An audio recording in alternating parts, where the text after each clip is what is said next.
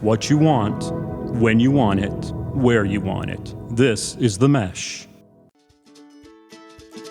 Hey everybody, I'm Amy Chang, a nurse, a mom, and a health coach, and this is Healthy AF, where honesty and humor and heart meet real talk about feeling good again, inside and out. We're cutting through the noise, dropping the guilt, and reminding you getting healthy isn't about perfection.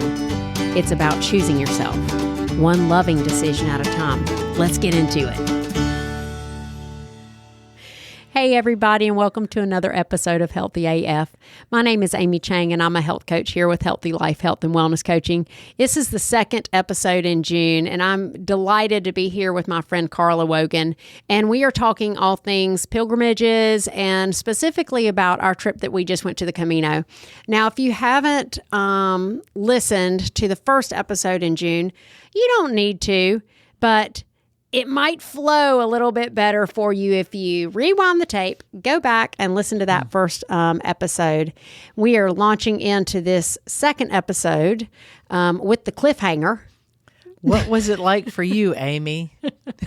I know. Tell us your story. We left off talking about intentions. Yeah. And I shared that I had an intention about a month before we left just to get out of my life, stop taking care of people, and be by myself. That was my goal for the pilgrimage. And then about a month before, shortly before we left, it was like, well, no, I actually really do want to open up my spiritual experience, inject a little bit of energy into that. And you asked me a really brilliant question. Yeah, so the question is, you had an intention 2 years ago when you first thought it up, and then an intention a year ago when you actually signed up. And in my opinion, once you buy your plane ticket or you put your deposit down, then you're going, and that's when the pilgrimage starts. And so your pilgrimage started a year ago, and then your intention changed a little bit about a month in. And then, so I'm curious, having gone and been on the pilgrimage, how that intention grew, changed, stayed the same, morphed. What happened with that? Wow. I'm glad you went back that far because it really shifted a lot, actually. And I say the same thing to people, by the way, when I do a free consult and they've decided to enter into health coaching, I have them right then go to the link, click the link, and make the first payment. And then we schedule the first appointment because that is... Yeah, they start right then. That is you've taken an action. Right. When the money has exchanged hands and the ink is dry, you're in it. Right. And that is such a powerful place to be. I think that when my money had exchanged hands and I'd signed on the dotted line, a year before we left, and I was still kind of in the midst of all of Mom's health concerns and a lot of really stressful things and unknown and trying to control stuff and then give up control of stuff. And then, really on the struggle bus, I was so hopeful.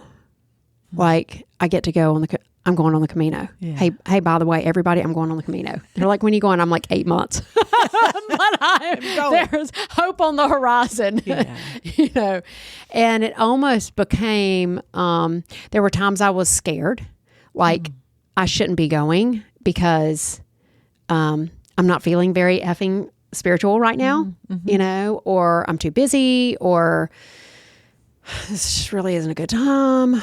And there were also times where I just felt so desperate. Like, no, I just really need to push the eject button from my life right now because it is way too much and I am not having fun. Yeah. And then I think just being able to say that to you, like, I just want to be not responsible for my life or anyone else's life.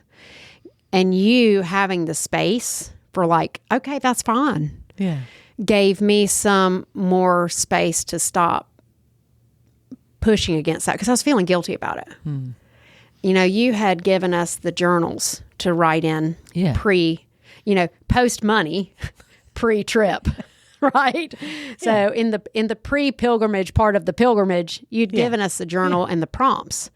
And the one prompt, I had looked at a few, and it was funny because I read them, and I'm like, nope, I'm not thinking about that right now. Nope. I am not so confronted by the so questions. confronted. Wow. Yeah, just the whole thing. And like, this is not news to me, right? This is the world that I work in all the time. We start talking about, hey, let's look at yourself honestly and make changes. That's confronting. Yeah.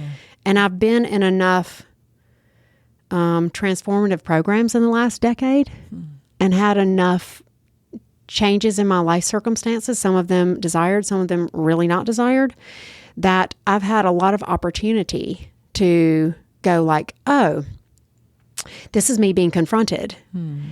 But I hadn't even thought about it in that way until just now. Like there were some of those prompts. I'm like, nope. And the one prompt I would answer is like, what's your intention? And I'm like, to get out of here. And then I was like, oh man, Amy, that stinks. You just paid this money. You're going on this trip. You know, you thought you were going to like open up to God, blah, blah, blah. And now you're like, get me out of here. And just having the space to say that and for you to be like, that's okay. Then I could accept it a little bit more and it could move through a little bit more and the door could open just a smidge like, well, maybe there is something else I could get Right. other than just an escape hatch. Well, if you don't start where you are, you're not actually ever going to start. No. So that's where you were. Yeah, it really was. And so, yeah, you got to start there. And all the progress you made is really fake progress. Right. Unless you just- really start where you're at. Right. Yeah. So where you were was, I need to get out of town. Well, thank you for that. Yeah. Yeah, that was super helpful. And then I think right before we left, I was like, you know, I really am open. And I think we talked on that call too about what was I expecting. And still people, okay, I've had 2 people in the last week ask me, where did you fly into? And I'm like, I don't know. That is beautiful. I don't really know where I went. I they're think like- I was in Portugal, but I'm like, not certain. I don't know. You flew into Madrid, Did I? and then you took another flight to Porto. Straight to Porto. Straight to I Porto. remembered the cab, and I didn't think I flew into Lisbon, but I remembered there was Did some mention not of go Lisbon. to Lisbon. No, your roommate flew into Lisbon. Okay, great. Yeah. And so like purposefully, Yeah, like I don't want to sound like an idiot, all right? It was purposeful. You didn't have to pay attention to those details. That I didn't want- Somebody else was. Yeah. So, I didn't I wanted to show up Yeah. and be open. Yeah. And that was all I wanted to do. And you and I talking about those expectations were good too, because I remember that conversation and I'm like, Karla, you know, I've been at this transformative work long enough that I know if you think you are expecting some big transformation, likely you're sabotaging yourself. Right. You know, it's not authentic. You're not allowing. You're not spacious. You're actually limiting.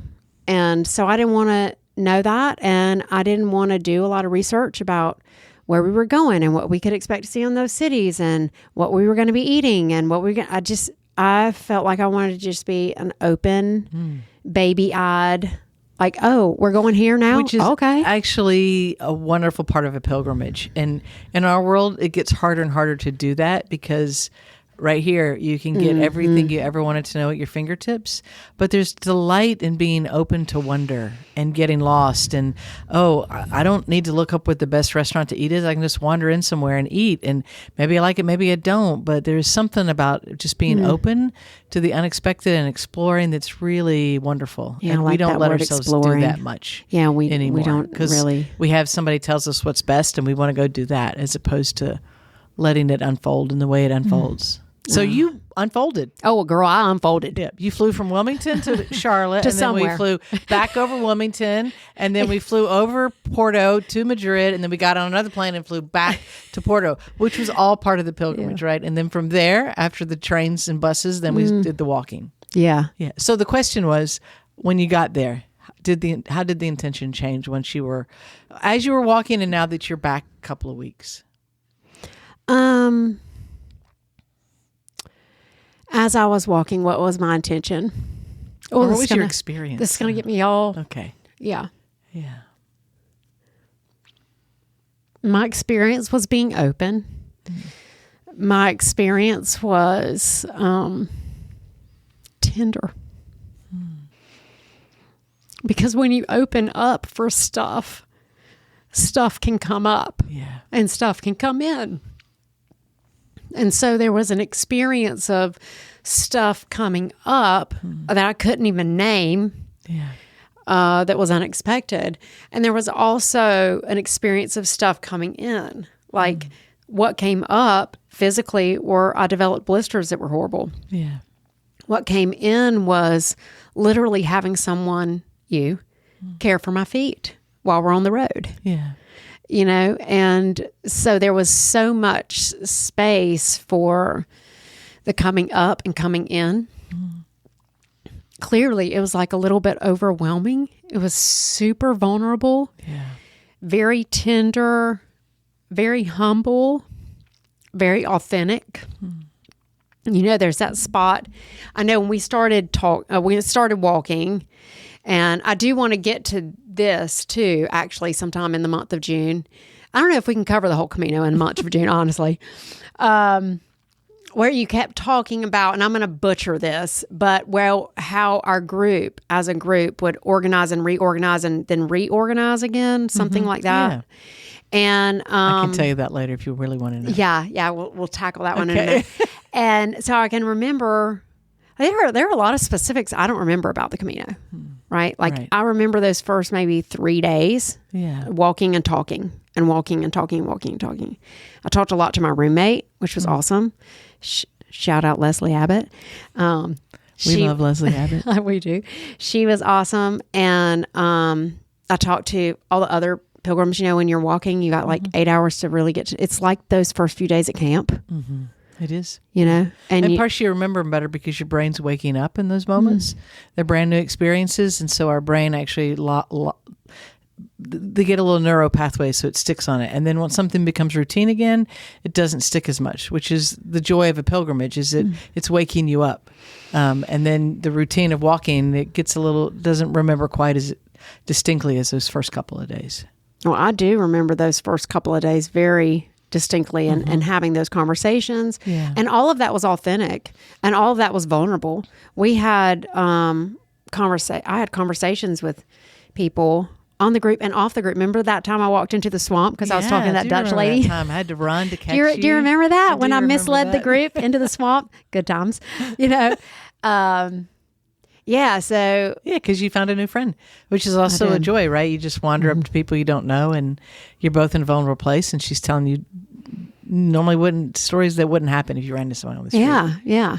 Actually, I was talking about how upset I was about our country and got super emotional telling this Dutch woman about that. And then she opens up and says she's on her pilgrimage by herself because her sister died in January. You know, and so, it was a great conversation and very comforting and loving and vulnerable. And we ended up in a swamp. And she moved on and I got called back and then we had communion. All things were good. But, so it was like I did all that and then the blisters happened. And so my intention, on whatever day this is where I get like foggy. I can't remember which day was what. It was the 17-mile day that we thought was going to be like a 14-mile day, but it was a 17-mile day. And my blisters began that day. And like, I didn't even remember until a couple of days ago that I walked in my socks that day. You did. Yes, you did. You took off your shoes and walked in your socks. I took off my shoes and walked in my socks. Like I did everything I could to stay on that walk, even though we were in the city and I could have called a cab. Right. Because that's the point. So I just kept going, which was fine. And I also noticed about that day, that was the first time that I got out my phone and checked the map because I was done. So my intention that day was like, I don't care what I have to do. I'm getting in that hotel like as fast as I can get there. And I wasn't super open to anything that day besides like get me to that hotel. And I didn't notice sounds. I didn't have a lot of conversations. I had one and it when you put on that spiritual lens and you look at that in its whole, like, man, when you're in pain, whether that's because you've got some toxic relationships, or your back is killing you, or, whatever it is, you are not open for anything other than get me to the next survival point, So my intent that day was like, so angry. So angry. And fix it. Like, this needs to be fixed. My legs hurt. My feet hurt. It needs to be fixed right now. And then I don't know if that next day was the day that I rested or not. Like, it was. That was the next day that I rested. And then, of course, when I rested, some things came up. Yeah. So those things were coming up as you were walking. You may Yeah. not remember that, but they were coming up, and that's probably the first half of the day you were actually open and reflecting deeply on your life, and maybe it just got to be too much, and so then you were just like, I just need to get somewhere I can get off my feet and stop thinking. Thank you for remembering that. Yeah. So for those of you, things came up actually. So for those of you who were not on the trip, Karla's husband, who was one of the oldest, the 72, oldest, yeah, the oldest one of us there, stays in the front because he walks really fast. Really fast. Really fast. He could keep up with Amy Chang when he wanted to.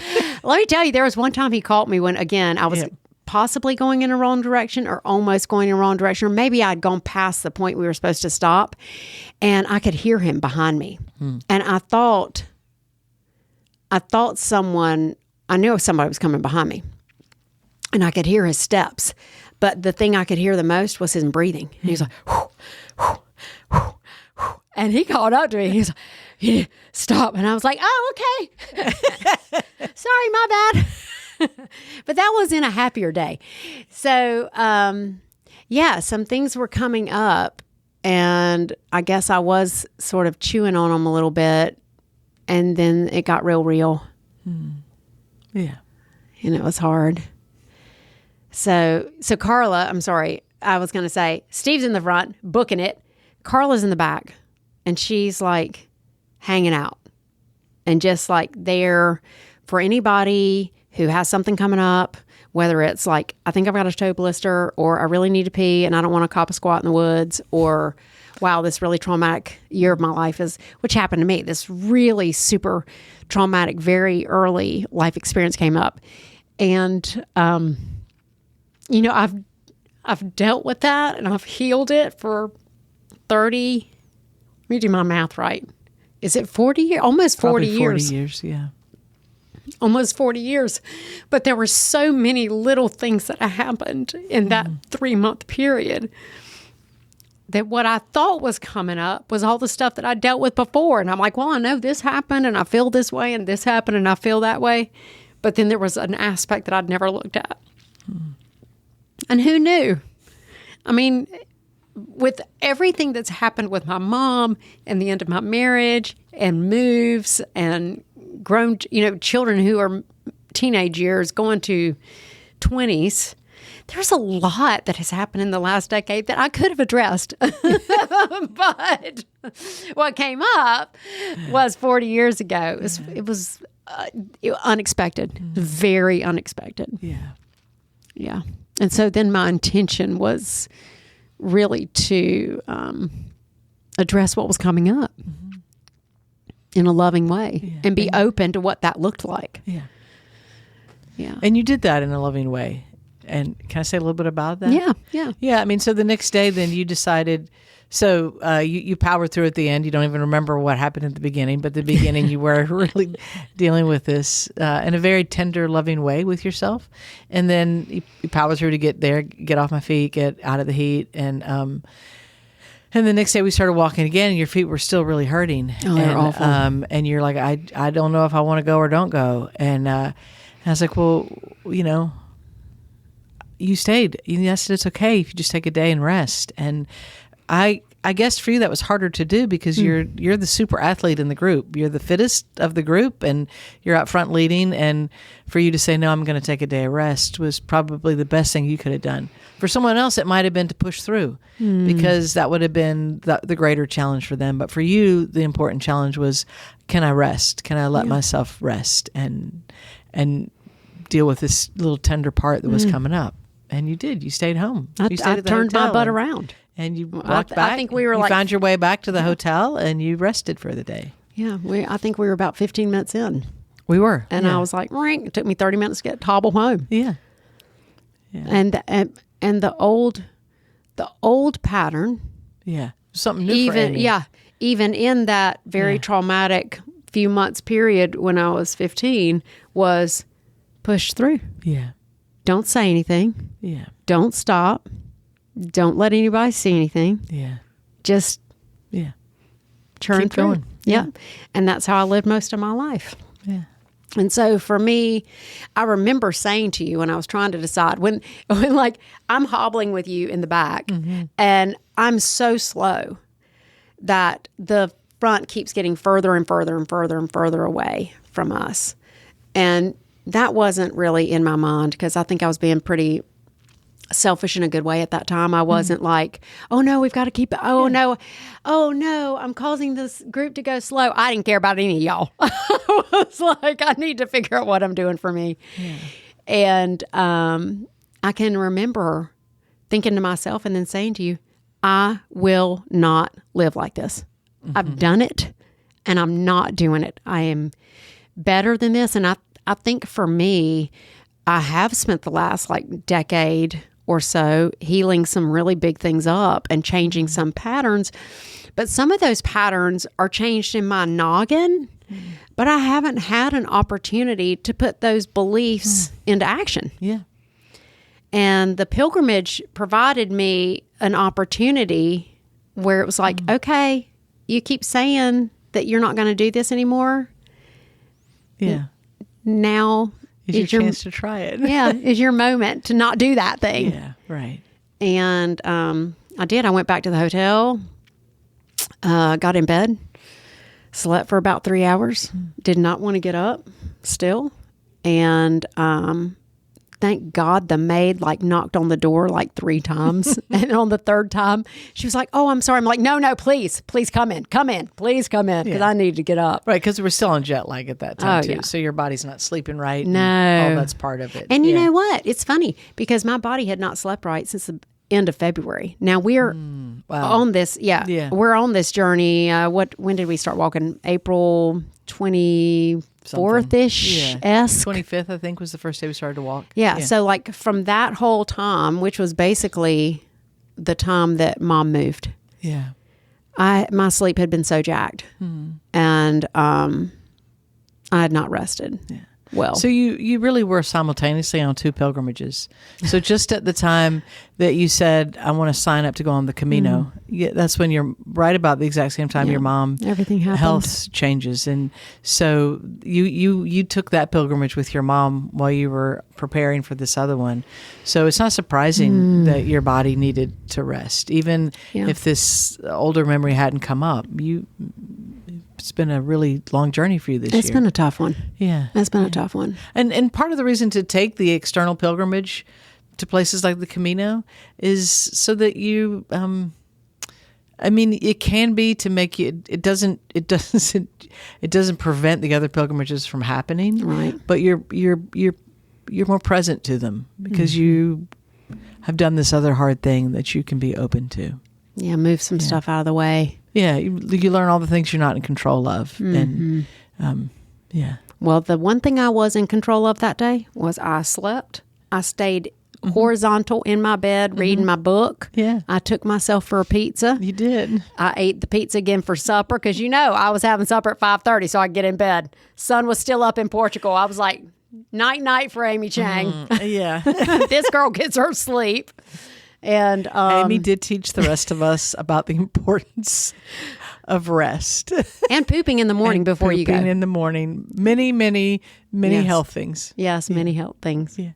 Oh. So you also cared for my feet on that long day, and actually, I think it was the long day where the old man. Was that the day? I do think that was at the beginning of the long day. Yeah. Yeah. Okay, so that's another story. Okay. We're going to wrap right there. Okay. And we will start with the story. It's really the miracle. Can we just call it the miracle? My miracle too. I know. And I know it was that day because it got me through that day because it was a really hard day for me too. Okay, so let's start with the miracle of the two old men Okay. Yeah. next week. Yeah. Okay? Okay. We'll see you then on Healthy AF. Thanks for hanging out with me today on Healthy AF. I hope something you heard helps you take one small, kind step toward your healthiest self. If you love this episode, hit subscribe so you never miss a conversation. And if you want more support, head over to myhealthylife.coach to connect with me. Remember, you don't have to do it perfectly. You just have to start choosing you. See you next time.